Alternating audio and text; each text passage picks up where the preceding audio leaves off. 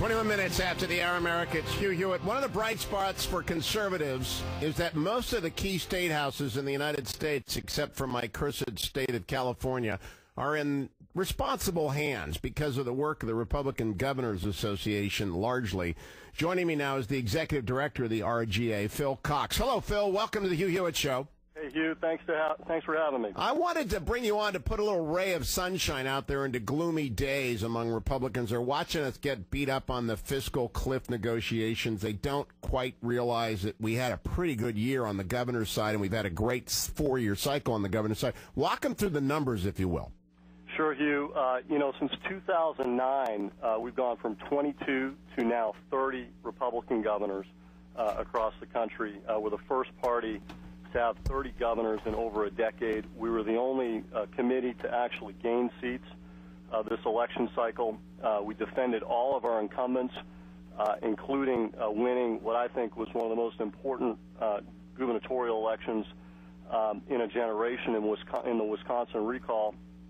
We elected the first Republican governor in North Carolina in 24 years. We haven't lost an incumbent in 5 years, and again, we have a strong majority now of 30 Republican governors across the country. Now, Phil, we've got, obviously, it's a tough cycle because you've got some big targets out there, key reformers like Scott Walker, John Kasich. You've got a great bench of people, Snyder in Michigan and Scott in Florida. You got just great governors across the United States. But obviously, Dem union money is going to come after all of them. Well, Hugh, you're absolutely right. You know, the national labor unions have spent literally hundreds of millions of dollars in the last 2 years targeting Republican governors, both in their campaigns and what they're trying to do on the policy front. And we expect them to be energized over the next 2 years. And as you pointed out, we have 38 races for governor over the next 2 years. We have 2 this coming year, Virginia and New Jersey, and then 36 in 2014. The Republicans will defend 24 of those 38 races. The good news is we start from a position of strength with 30 Republican governors. We're going to go out there and defend these very transformational governors that you've interviewed and talked about on your show, governors like Scott Walker and John Kasich and Chris Christie, and right on down the line, governors who are getting results on issues that matter most to the voters in their states. You know, long ago and far away, Phil, you probably weren't even born. 1992, your predecessor on the Democratic side, a guy named Mark Guerin, dragged me out to the Hotel Jerome to debate Jim Carville in front of the Democratic Governors Association. And it was a brawl. It was a lot of fun. But these DGA meetings were full of ideas and debates and substance. And I know that the RGA meeting I went to down in San Diego, the same thing. I mean, this is where policy actually happens. And tell people what the RGA does.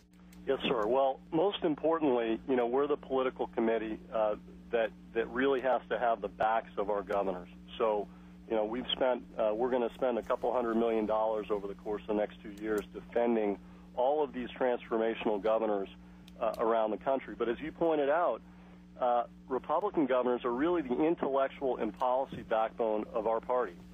They're putting conservative principles into action in their states. And the good news is, if you look at what they're doing in the states, balancing budgets without raising taxes, reforming education, their tax systems, their tort systems, pension reform, energy reforms, and all of the above approach on energy, making their states more competitive for job creation.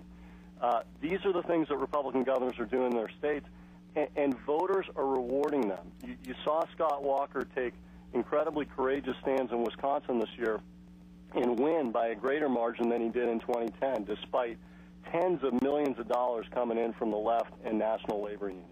Now, obviously, you got Governor Jindal as your chairman. You got great bench, but you got 2 races immediately in front of us. Governor Christie running for re-elect.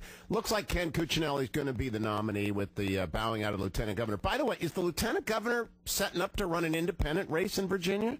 Look, he has, as you pointed out, he has taken a pass on the governor's race. He is not going to run as an independent for governor. Good. I think what you're seeing is a little bit of frustration. Frankly, it's not that productive. But the good news is we have a great candidate in Attorney General Cuccinelli, who you know, he's been a national leader pushing back against Obamacare. He's a smart, disciplined, hard-working guy. He's a great family man with solid values. He's devoted his life to public service. He knows how to win in Northern Virginia, Hugh. He was a state senator in Fairfax County, which is the key swing area of the state, and he knows how to win statewide. So I'm very optimistic this is going to be a highly competitive race. The good news for us is the Democrats are going to put up Terry McAuliffe, who you know very well. Oh, you bet. Former DNC chairman. This is a guy who spent his career as an extreme partisan fundraiser, cheerleader for left-leaning causes and liberal causes. He showed no interest in Virginia issues until he ran a losing campaign for governor in 2009. So, well, I do have to play you the one good thing about Terry McAuliffe, Phil. I'm Terry McAuliffe, and you should listen to the Hugh Hewitt Show every single day, the greatest radio show in the United States of America. So you think we've got some ads we can build out of that? Absolutely. Tip that over, Hugh. Oh, you betcha. Oh, Phil, I'm going to have fun with it. Now, let's talk about some targets for our side. Obviously, we're going to let Ken Cuccinelli. He is a guest on this show a lot. He's terrific. Governor Christie's terrific, and all that nonsense about Sandy, that's his blowback and upset. That's passed. But looking out at the big targets, you know, it would be wonderful to get one of these big blue states back under competent hands. I really don't know if California's salvageable, but we ought to be able to win Colorado, shouldn't we? You know, I think Colorado's a great target. I think Illinois is a target. You know, Hugh, when you think about the problems that the state of California faces, you know, Illinois, it's even worse. They've got $100 billion in unfunded liabilities. The state is bankrupt. It's been run into the ground. They've raised taxes. They can't seem to get their act together. So I think we have great opportunities in Illinois. But I'll tell you, our biggest priority going into the next 2 years is we've got to defend these governors who've been courageous and transformational.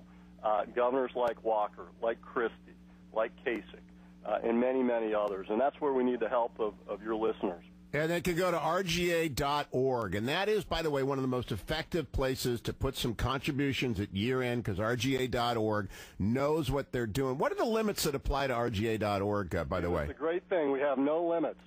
That is wonderful. And so people love, you'll deploy it where it's needed. And yeah, John Kasich can basically co-host with me for the next 2 years. As a Buckeye, I just love the governor. He's done great things for my home state. But ditto Scott Walker. But if people don't know where it's most needed, that's your job, right, Phil? It is. And RGA.org, unlimited individual and corporate, we will put it to good use. We provide, I think, a good return on the investment. As I said, you know, we were, I think, the lone bright spot for our side in what was otherwise a pretty disappointing election day. Well, check back in early and often, Phil Cox, between now and Election Day 2013 and 2014. We'll keep everyone posted on the races as they develop, and right now we're focused on New Jersey and Virginia. Phil, have a great and Merry Christmas, and don't forget... I'm Terry McAuliffe, and you should listen to the Hugh Hewitt Show every single day, the greatest radio show in the United States of America. We just want you to play that again and again, Phil. Have a great one. I'll be right back, America. It is the Hugh Hewitt Show.